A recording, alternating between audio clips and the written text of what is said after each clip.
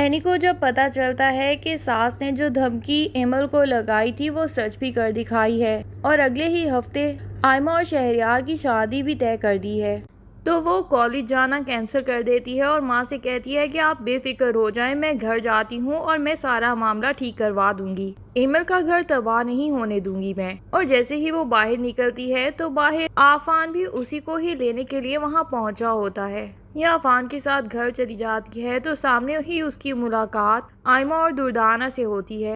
Any in سے پوچھنے لگ جاتی ہے کہ آخر آپ لوگ میری بہن کا گھر کیوں تباہ کرنا چاہتے ہیں؟ آئمہ اتنی اچھی لڑکی ہے، اس کی تو کہیں بھی شادی ہو سکتی ہے، پھر وہ کسی کے اوپر سوتن بن کے جانے کے لیے کیوں راضی ہو رہی ہے؟ دردانہ اینی سے کہتی ہے کہ اس گھر کی بہو بننا تو میری آئمہ کا خواب تھا، تو اینی بھی کہہ دیتی ہے کہ خالہ آپ پھر یہ بھی جان لیں کہ یہ خواب میں آپ کی بیٹی کا بالکل پورا نہیں ہونے دوں گی، اپنی بہن پہ تو کوئی سوتن میں آنے نہیں دوں گی۔ دردانہ اینی کی دھمکی سے ڈر تو جاتی ہے کہ لگتا ہے پھر سے میری بیٹی کے ساتھ کوئی ایسا ڈرامہ نہ ہو جائے کہ وہ شادی کے لیے دلہن بن کے بیٹھی ہو اور عین موقع پہ ہی کوئی فساد کھڑا ہو۔ لیکن جس اعتماد کے ساتھ فاخرہ نے اس دفعہ اسے وعدہ کیا ہے تو دردانہ کو یقین ہے کہ فاخرہ اپنی بات سے پیچھے نہیں ہٹے گی اور نہ ہی شہریار کو اس بار اپنی بات سے پیچھے ہٹنے دے گی۔ اب اینی شاید یہ سوچ کے بیٹھی ہے کہ ساس کو ایشو تو یہی ہے نا کہ ایمل کی کوئی اولاد نہیں ہو سکتی، اسی لیے وہ شہریار کی دوسری شادی کروانا چاہتی ہیں۔ تو اینی کا پلان یہ ہے کہ وہ عمر کو ایمل کے سپرد کر دے گی تاکہ ایمل کو بے اولادی کا طعنہ نہ دے سکے کوئی بھی۔ ادھر ایمل نے بھی رو رو کے برا حال کیا ہوتا ہے، اسے پتا چل چکا ہے کہ شہریار خود بھی اب اس شادی میں انٹرسٹڈ ہے اور شاید وہ بھی یہی چاہتا ہے کہ اس کی دوسری شادی کروا دی جائے تاکہ اسے اولاد کی نعمت نصیب ہو، تبھی تو وہ آئمہ کو شاپنگ کراتا پھر رہا ہے۔ ایمل تو اتنی دکھی ہوتی ہے کہ وہ گھر ہی چھوڑ کے جانے والی ہوتی ہے، لیکن یہ آفان ہی ہوتا ہے جو اس کو روک لیتا ہے کہ ایمل بھابی اگر آپ گھر چھوڑ کے چلی جائیں گی تو سمجھیں آپ نے تو میدان ہی خالی کر دیا آئمہ کے لیے، پھر تو یہ لڑائی لڑے بغیر ہی آئمہ جیت چکی ہے۔ ایمل اسے صاف جواب دیتی ہے کہ مجھے اب اس گھر میں نہیں رہنا اور اس کو بھی سنا دیتی ہے کہ یہ جو کچھ میرے ساتھ ہو رہا ہے صرف تمہاری اور تمہاری بیوی کی وجہ سے ہی ہو رہا ہے، اگر تم اور اینی شادی نہ کرتے اینی کو بھی کوئی اچھا لڑکا مل سکتا تھا اور تمہیں بھی بہت اچھی لڑکی مل سکتی تھی، اینی سے کئی گنا زیادہ اچھی، لیکن پتہ نہیں جب ممی کی یہ مرضی نہیں تھی تو تم لوگوں نے آپس میں شادی کا فیصلہ کیوں کر لیا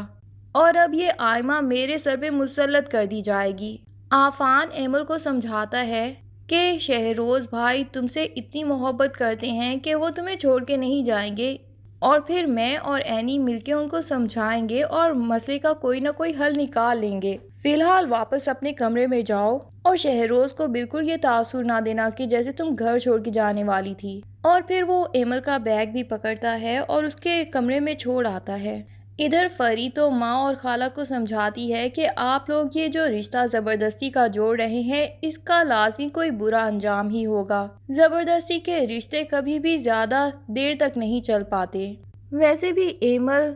جب ساس سے سن چکی کہ ساس خود ہی شہریار کی دوسری شادی کروا دینا چاہتی ہے تو وہ تو صاف بددعاؤں پہ اتر آئی اور بددعائیں بھی اسی بیچاری فری کو ہی دے رہی تھی۔ ساس سے کہہ رہی تھی کہ آپ کی بھی تو ایک بیٹی ہے، جو کچھ آپ میرے ساتھ کر رہی ہیں وہ آپ کے سامنے لازمی آئے گا۔ فری کو تو بہت برا لگتا ہے کہ میں نے تو کچھ بھی برا نہیں کیا، پھر یہ بھابھی آخر مجھے کیوں بددعائیں دے رہی ہیں، اور وہ بھائی سے ریکویسٹ کرتی ہے کہ آپ خود ہی ان کو چپ کروا لیں ورنہ مجھے کوئی کہے گا کہ بڑوں سے بدتمیزی کر لی ہے۔ شہریار ایمل کو ڈانٹ کے وہاں سے بھیج دیتا ہے اور ایمل روتے ہوئے اپنے کمرے میں چلی جاتی ہے، لیکن یہ فری اس کے پیچھے اس کی سائیڈ ہی لیتی ہے اور ماں سے کہتی ہے کہ آپ کو یہ رشتہ شہریار بھائی کی مرضی کے بغیر نہیں کرنا چاہیے تھا، اور اب اتنی بھی کیا ایمرجنسی آ گئی ہے کہ فوراً ہی اگلے ویکینڈ پہ شادی بھی طے کر دی ہے آپ نے، کچھ عرصہ صبر کر لیتے، ایمل بھائی کو سمجھا لیتے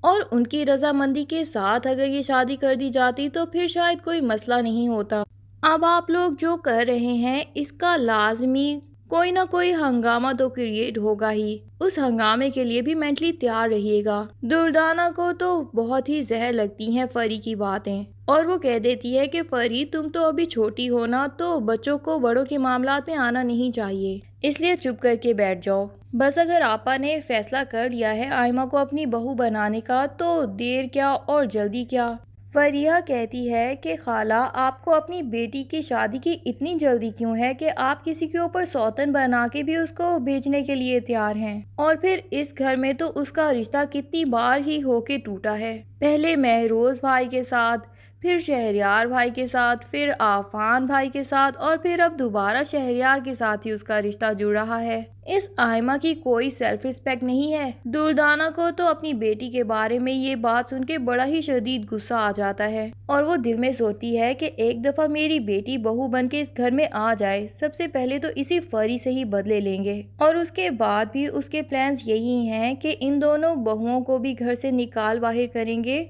और आपा को भी इस घर से निकाल के ये घर अपनी बेटी के नाम ही लगवा लूंगी। पर फाखरा को अपनी बहन की ये असलियत शायद नजर नहीं आ रही, तभी तो वो मरी जा रही है आयमा को अपने घर की बहू बनाने के लिए। दुर्दाना बहाने से शहरयार को कह देती है कि तुम जाओ और आयमा को शादी की शॉपिंग करवा लाओ, थोड़े ही तो दिन बचे हैं शादी के, अब और ताखीर मत करो। फाखरा भी कह देती है कि हाँ जाओ, फिलहाल तो सिर्फ निकाह की तैयारी कर लो, बाकी तैयारियां बाद में होती रहेंगी। दुर्दाना लालची औरत फौरन से कह देती है कि ज्यूरी लाजमी ले लेना, तो फाखरा भी कहती है कि हाँ ज्यूरी तो लेनी ही है। अपना कार्ड दे देती है और कहती है कि आयमा की पसंद से ले लेना जो भी उसे पसंद आए। गाड़ी में शहरयार तो आयमा को सीधे मुंह बात भी नहीं करता और आराम से गंदी शक्ल बना के बैठ जाता है और उसको साफ ही कह देता है कि मैं ये शादी सिर्फ अपनी माँ की जिद की वजह से कर रहा हूँ, वरना मुझे तुम में कोई इंटरेस्ट नहीं। आयमा भी कह देती है कि इंटरेस्ट तो मुझे भी अब तुम में कोई नहीं रहा,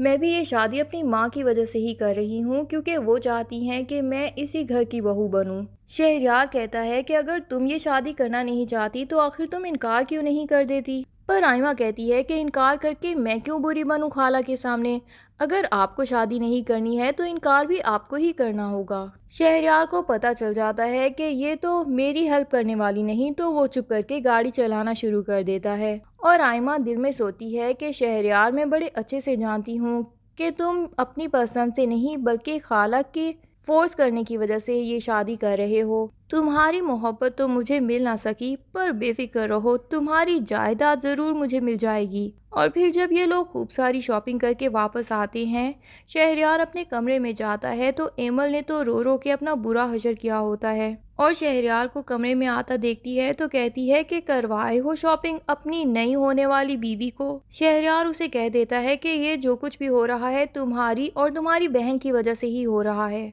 तुमने भी शादी के बाद कभी मुझे महसूस ही नहीं होने दिया कि तुम मुझसे अभी भी पहले जैसी मोहब्बत करती हो, मेरी किसी भी चीज़ का ख्याल नहीं रखती अब तुम। और फिर औलाद औलाद के पीछे ही लगी हुई थी, अब जो हो रहा है अब तो तुम्हें भुगतना ही पड़ेगा। एमल कहती है शहरयार आई एम सॉरी, मुझे कुछ नहीं चाहिए, मैं अब कोई जिद नहीं करूँगी, मुझे सिर्फ आपका साथ चाहिए है, मैं आपको किसी के साथ शेयर नहीं कर सकती, प्लीज़ आप इस शादी से इनकार कर दीजिए। लेकिन शहरयार कहता है कि अब इनकार की कोई गुंजाइश बाकी नहीं रही, मैं तुम्हारे लिए बस इतना ही कर सकता था कि माँ से ये मनवा लूँ कि मैं तुम्हें तलाक नहीं दूंगा, और वो मैंने कर लिया है। अब तुम्हें जितना मिल रहा है उसी में ही खुश रहना सीखो, क्योंकि बात अब बहुत आगे बढ़ चुकी है।